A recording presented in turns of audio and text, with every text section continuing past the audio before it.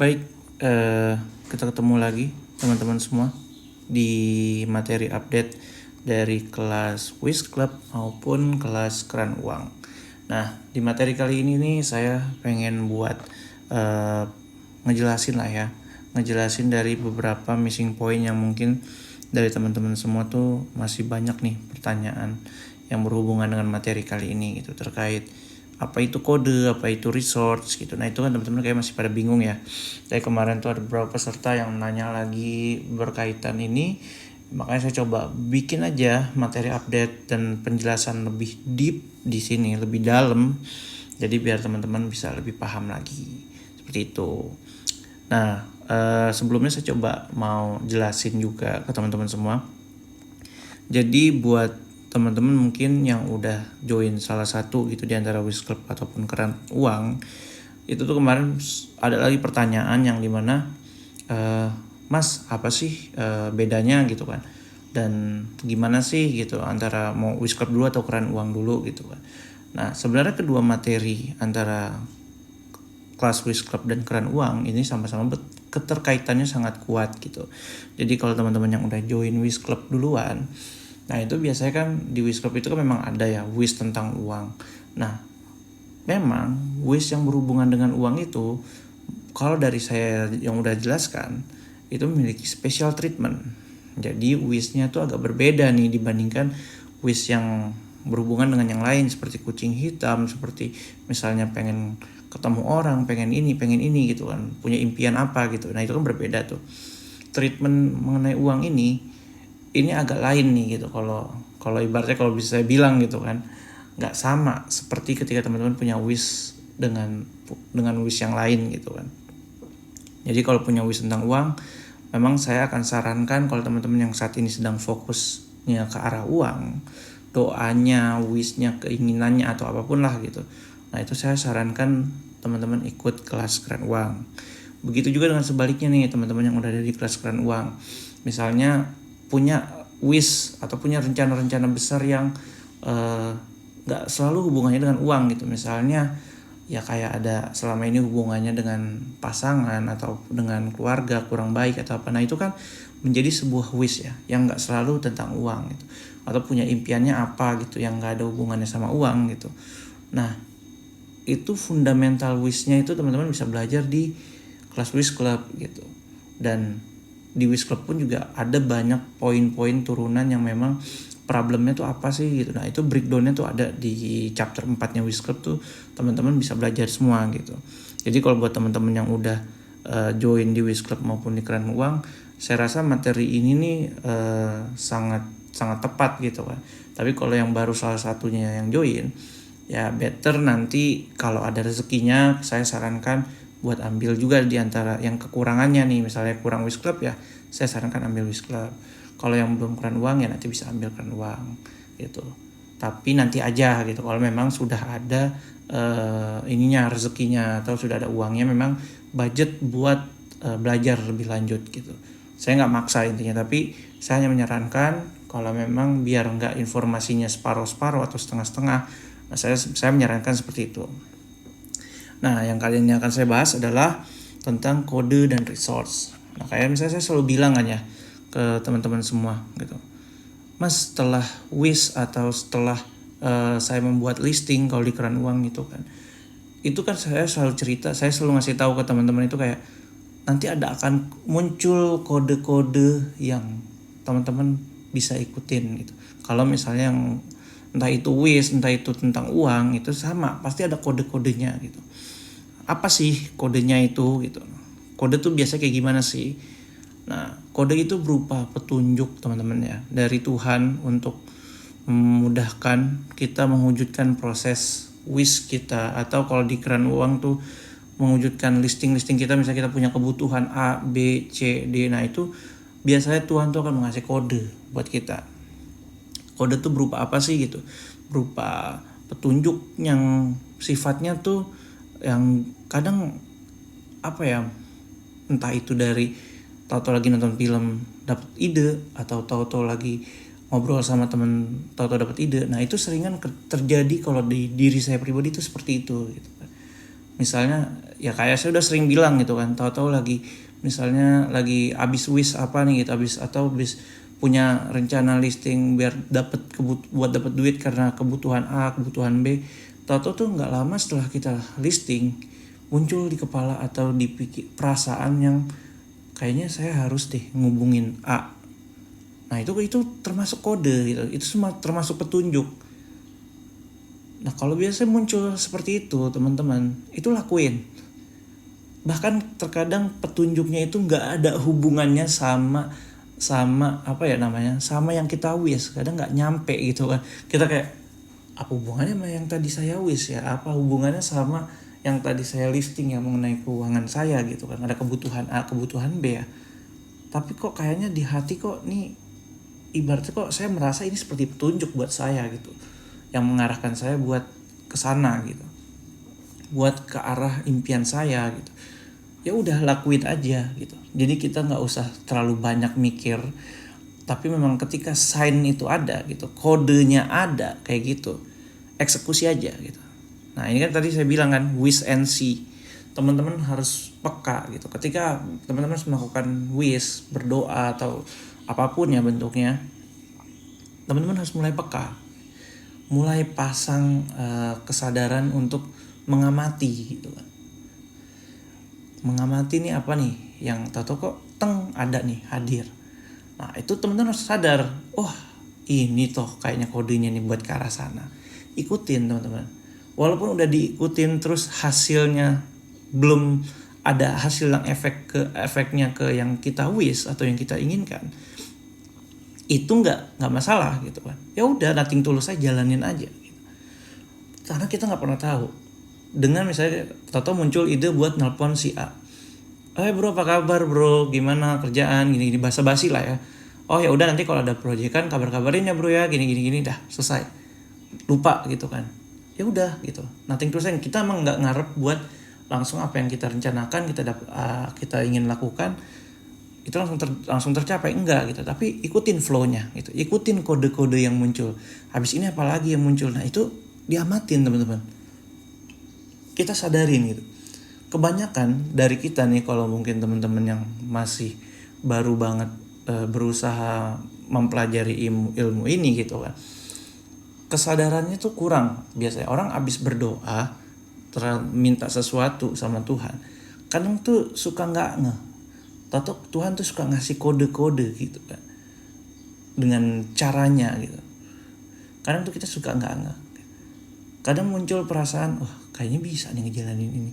Ya udah jalanin, optimis gitu.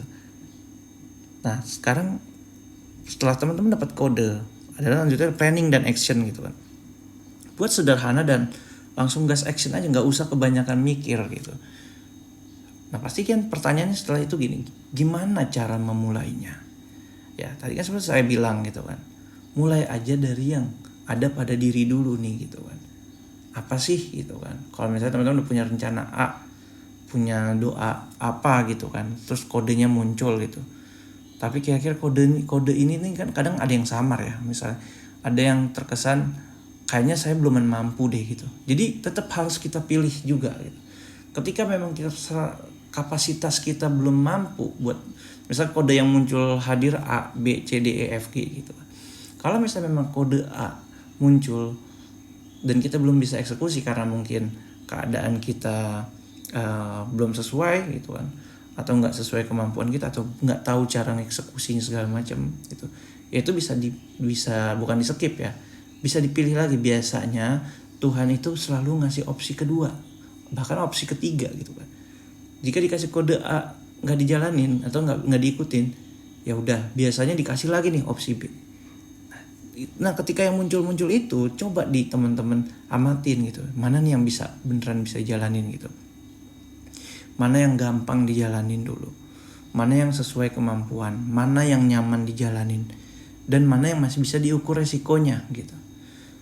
Kadang ada beberapa peserta yang memang punya usaha ya, kadang tuh tahu-tahu benar gitu kan, setelah saya ceritain gini, saya jelasin kayak gini gitu kok, muncul kodenya nih, tahu-tahu wah kode nih harus eksekusi ini gitu, ada peluang bisnis yang kayak gini gimana gitu kan, dan ternyata peluang bisnis itu butuh modal gede. Nah teman-teman misalnya memang nggak ada modalnya dan itu merasa berat untuk dilakukan, itu nggak usah dilakuin teman-teman. Bisa dipilih alternatif lainnya gitu. Kenapa? Karena kalau memang dasarnya udah nggak nyaman atau nggak yakin, ya udah nggak usah. Itu tandanya teman-teman maksain gitu, nggak sesuai kemampuan nih gitu. Jadi mulailah dengan yang gampang gitu, mulai yang resikonya bisa diukur kayak gitu. Jadi kalau muncul kode, ya itu ingat kayak yang tadi saya bilang gitu kan. Amati mampu nggak buat dieksekusi. Kalau mampu hajar gitu. Kalau cuma kayak tadi gitu kode terus yang muncul adalah suruh nelpon teman, ya telepon udah, cuma perkara gampang gitu kan. Tapi kalau yang muncul kodenya terlalu berat misalnya dan belum mampu untuk dijalanin atau kira-kira butuh prosesnya lama, ya udah nggak usah dijalanin yang itu gitu, cari alternatif lainnya. Biasanya bakal dikasih kok. Makanya kita kan penting ya komunikasi sama Tuhan itu, minta kita berdoalah, minta petunjuk gitu. Dan berdoanya juga ketika kita wish itu mintalah yang memang kita mampu buat eksekusinya gitu. Jadi nggak cuma sekedar kadang kita tolong berikan saya petunjuk, tapi kalau kan berikan petunjuk nggak mampu buat dieksekusi juga repot juga kan. Makanya kadang disitulah poin dimana ketika kita berdoa memohon petunjuk untuk kita bisa sampai ke yang kita wish, yang kita impikan, mintalah juga untuk diberikan kemampuan untuk mengeksekusinya. Jadi nggak cuma sekedar diberikan petunjuk tapi nggak mampu buat dieksekusi. Nah itu yang repot gitu kan. Oke. Nah ini pokoknya kayak tadi saya bilang, mulai dengan cara yang gampang gitu. Ketika udah dikasih kode, mulai dengan cara yang gampang. Itu adalah penjelasan simpelnya tentang kode gitu kan. Selanjutnya saya akan masuk ke yang namanya resource.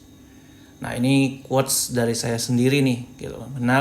Kenali resource-mu, maka keajaiban itu yang akan menghampirimu gitu. Jadi kalau misalnya buat teman-teman yang di Wish Club kan udah tahu ya apa itu resource gitu.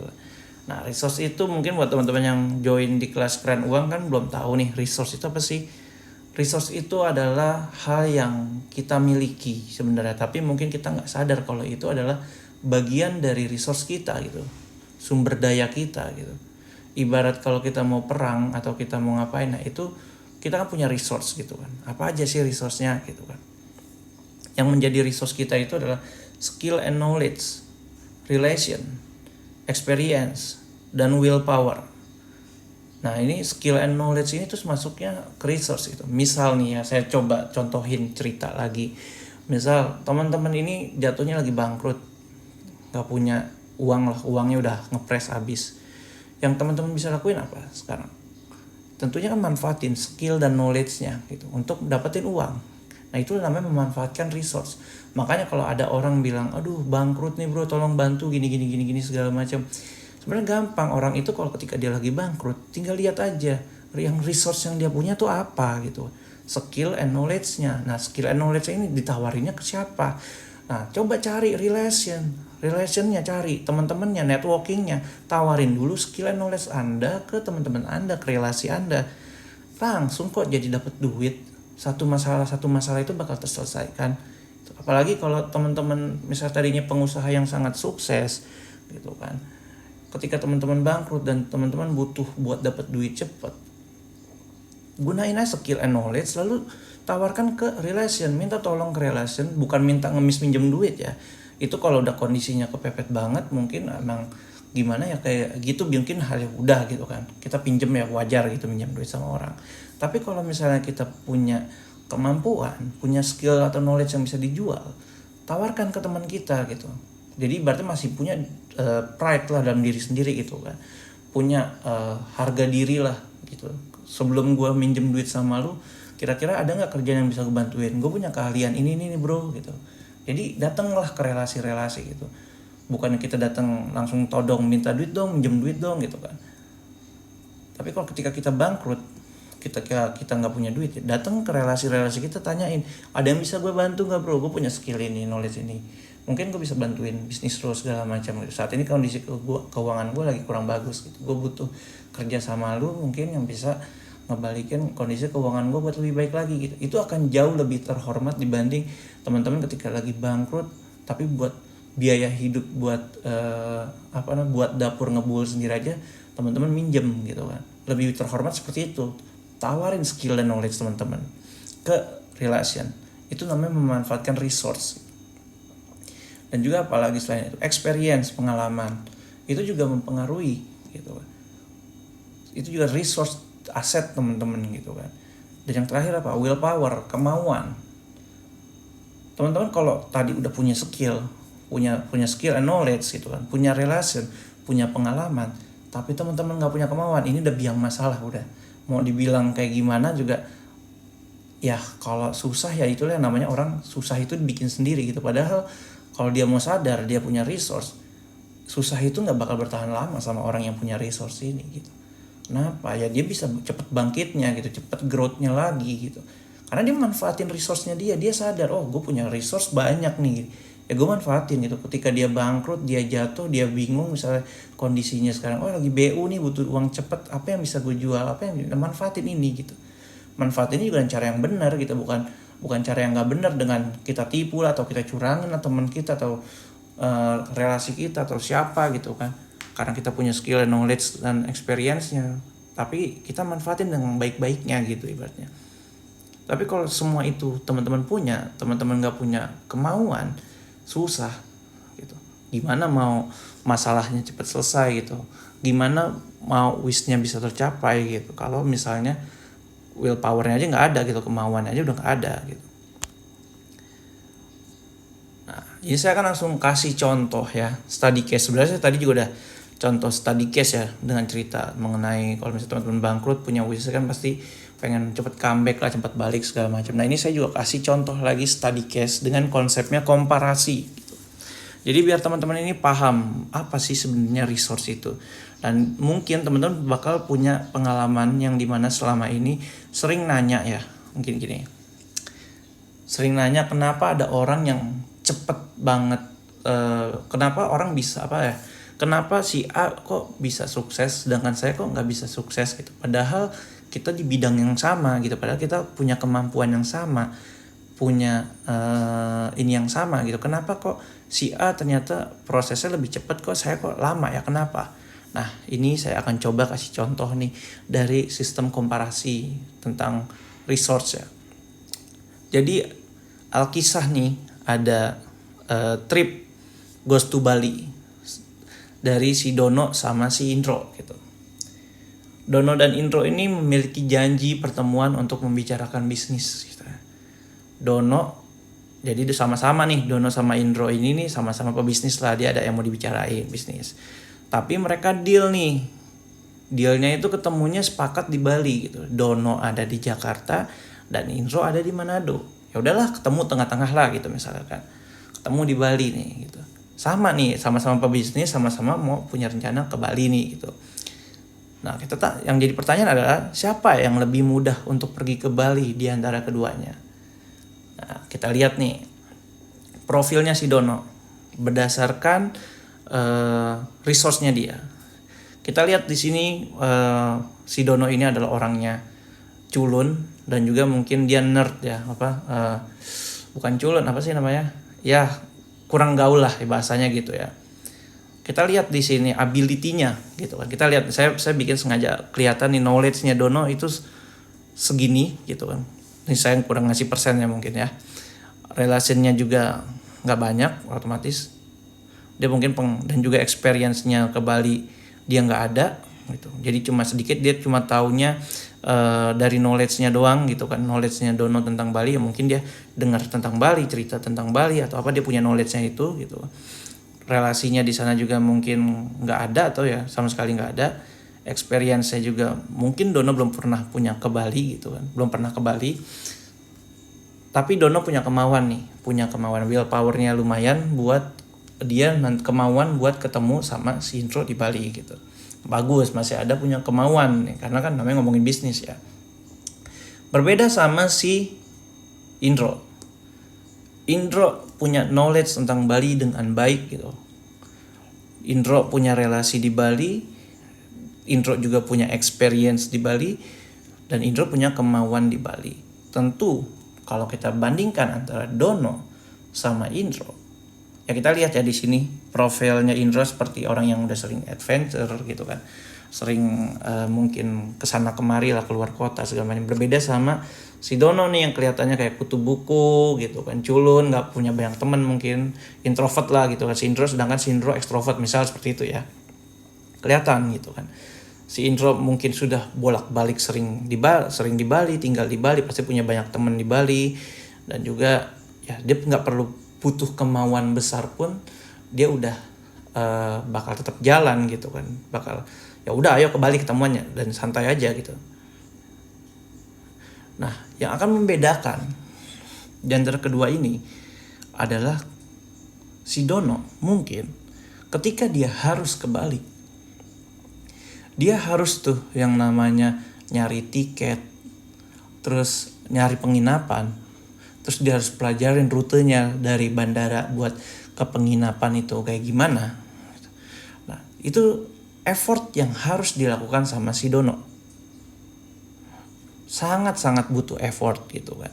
Dia harus pelajarin lagi, dia harus cari tahu lagi ketika mau ketemuan sama si Indro di Bali gitu. Berbeda dengan si Indro. Karena si Indro udah punya kenalan di Bali, sudah ke Bali, sudah pernah ke Bali gitu kan. Dan ya udah gitu. Effortnya Indro justru bakal lebih kecil dibandingkan si Dono. Ibaratnya kalau si Indro ini karena punya teman di Bali dan dia pun pengalaman di Bali segala macam, si Indro mah tinggal telepon aja temennya gitu kan, bro gue besok ke Bali ya, tolong jemput di bandara, terus siapin ini segala macam ya, oke gitu, selesai. Beda sama Dono harus komunikasi, harus cari tempat segala macam gitu, sedangkan si Indro mah bisa tinggal kontak temennya, nginep di tempat temennya atau stay di dekat tempat temennya segala macam, dibantu support temennya banget lah intinya. Nah, inilah yang membedakan effort dan no effort seseorang gitu kan. Kenapa dia punya wish yang sama buat pergi ke Bali, tapi effortnya yang satu nggak perlu effort, yang satu perlu effort. Seperti itu teman-teman ya. Makanya saya bilang nih, kalau teman-teman punya konsep tentang suka ngebandingin diri gitu kan, kenapa ya si A kok teman saya lebih sukses dari saya padahal sama-sama belajarnya bareng-bareng. Mungkin resource-nya dia berbeda sama yang teman-teman milikin. Entah itu skill atau knowledge-nya, entah itu pengalamannya, entah itu kemauannya, atau apa tadi? Experience-nya atau relasinya. Jadi skill, knowledge, relasi, experience, willpower, kemauan itu mempengaruhi teman-teman.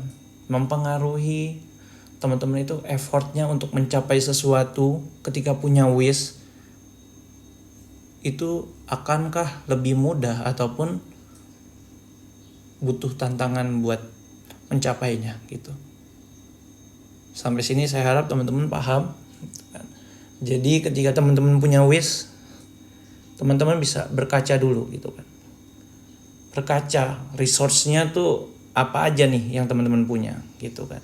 Sama juga dengan kayak tadi teman-teman punya wish mengenai uang, contohnya terutama buat teman-teman yang di keran uang ya, karena kan keran uang itu terkait sama uang gitu. Teman-teman cek kodenya gitu kan. Kodenya ke arah mana. Dan tetap cek juga resource teman-teman tuh apa gitu.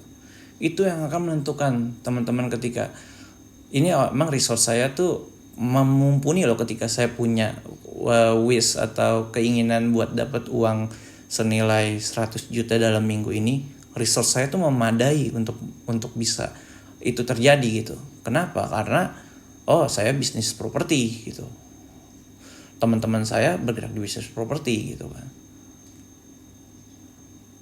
Tapi ada juga orang lain yang ternyata nggak memadai. Jadi walaupun punya keyakinan kayak gimana ya, mungkin kalau keyakinannya kuat ya, vibrasinya lagi bagus ya, semua udah pain and pleasure-nya dia selama ini udah pain-nya juga saving energinya dalam dirinya tuh udah coba udah terpenuhi lah ya ibaratnya. Jadi ketika dia punya yakin aja bisa tercapai juga gitu kan. Tapi semua kan ada variabelnya tuh banyak ya. variabel untuk terjadinya sesuatu dengan cara yang mudah, sedangkan kita nggak punya research, itu pasti ada simpanan energi yang dimana dia udah nyoba berkali-kali dalam hal-hal tertentu, udah mengalami banyak kegagalan dalam dirinya, itu udah banyak gitu. Jadi ketika akhirnya Tuhan kasih jalan buat dia, semuanya tuh dimudahkan gitu. Ada yang kayak gitu juga gitu, karena nih orang udah lama nih sabar gitu menghadapi segala ujian gitu, segala tantangan tuh dihadapi dengan sabar gitu. Jadi kadang yang terlihat dia walaupun dia nggak punya resource, tapi ketika dia energinya memang energi sabarnya itu nilainya udah penuh gitu kan, udah berkorban banyak lah gitu kan, tapi sabar dan tetap terima apa yang dikasih Tuhan walaupun nggak enak segala macam. Jadi ketika emang sudah waktunya itu dibayar gitu kan oleh Tuhan, dibayar nih apa yang udah dia sabarin selama ini. Nah itu kadang nggak perlu effort banyak pun juga bisa kejadian sama dia bisa tercapai gitu. Tapi kalau secara logiknya antara no effort dan effort tadi adalah seperti itu. Yang membedakan adalah resource-nya gitu. Kenapa ada orang bisa cepat tercapai dan nggak cepat tercapai? Nah itu juga bisa dipengaruhi oleh resource-nya seperti itu. Ya, dari saya paling nggak banyak ya, tapi lumayan lama ini kayaknya udah berapa menit ya, 12 menit atau mungkin hampir 20 menit di video ini. Sekian mungkin dari saya teman-teman ya. Nanti kita akan lanjut lagi kalau ada update materi lagi dari saya. Ini saya juga akan coba buat beberapa materi tambahan yang jadi memang apa yang menjadi isu atau pertanyaan berulang dari teman-teman akan saya buatkan lagi videonya ya. Oke, sekian dulu dari saya, dan nanti kalau mungkin dari video ini teman-teman ada yang mau ditanyakan, silahkan japri tanyain, atau mau di grup juga nanyain juga nggak apa-apa. Oke, thank you.